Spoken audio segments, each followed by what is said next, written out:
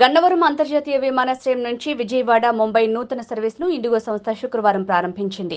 ప్రయాణికులకు తొలి boarding pass ఇచ్చి ఎంపీలు Vallabhaneni Balashouri, Kesineni Chinni, MLA Yarlagadda Venkatrao, airport director Lakshmikanth Reddy విమాన సర్వీస్ను ప్రారంభించారు. ఈరోజు విజయవాడ ఎయిర్పోర్ట్ నుంచి విజయవాడ ముంబైకి గత నెలలో ఎయిర్ ఇండియా ఫ్లైట్ ఇనాగరేట్ చేశాం. తర్వాత మరలా రెండో ఫ్లైట్ ఇండిగో ఫ్లైట్ ఈరోజు విజయవాడ నుంచి ముంబైకి రెండో ఫ్లైట్ ఇనాగరేట్ చేశాం. సో దీన్ని బట్టి ఈ కూటమి ప్రభుత్వం వచ్చిన తర్వాత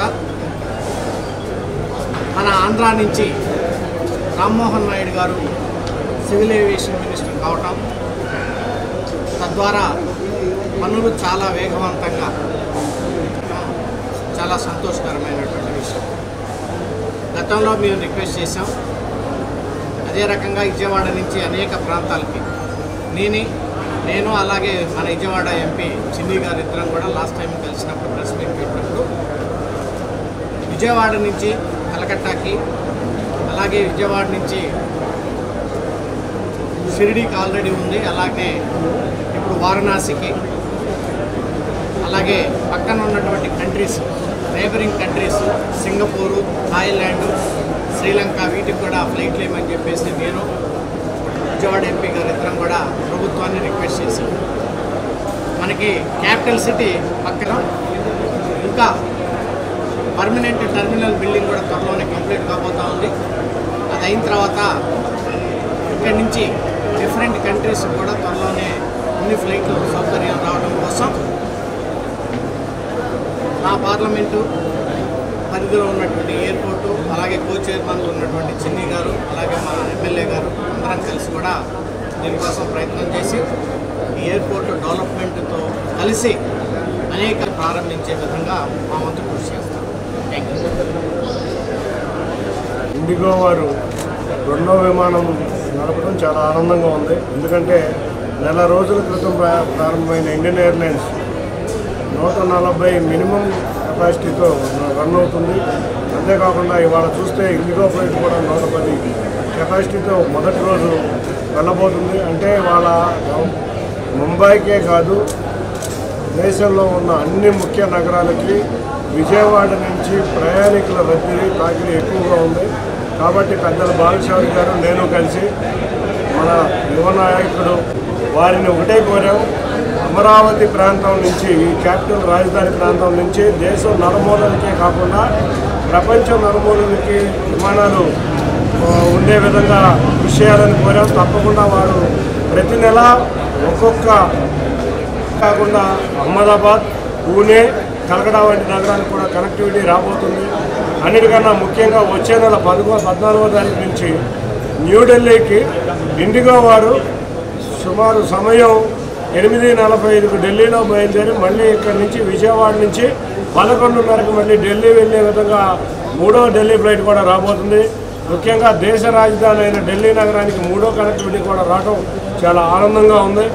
వీటన్నిటికీ వెనుక రామ్మోహన్ నాయుడు గారు, బాలశౌరి గారు, మేమందరం కలిసికట్టుగా ఉండి వాళ్ళ విజయవాడ ప్రాంతంలో ఉన్న ప్రజల యొక్క అవసరాలు తీర్చడం కోసం చేస్తున్నాం.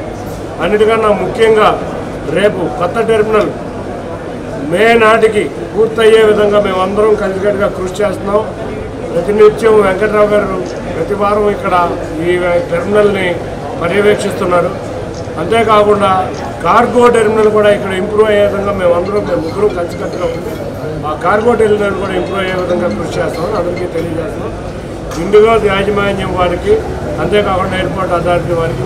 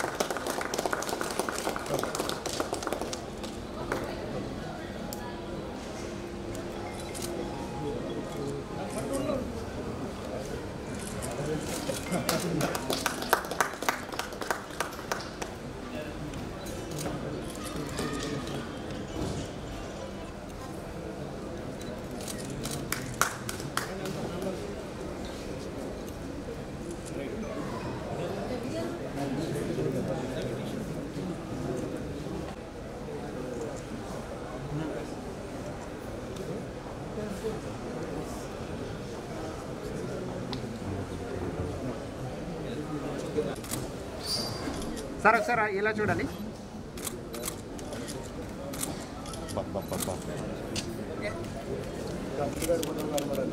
సార్ ఒకసారి చూడరా సార్. ఓకే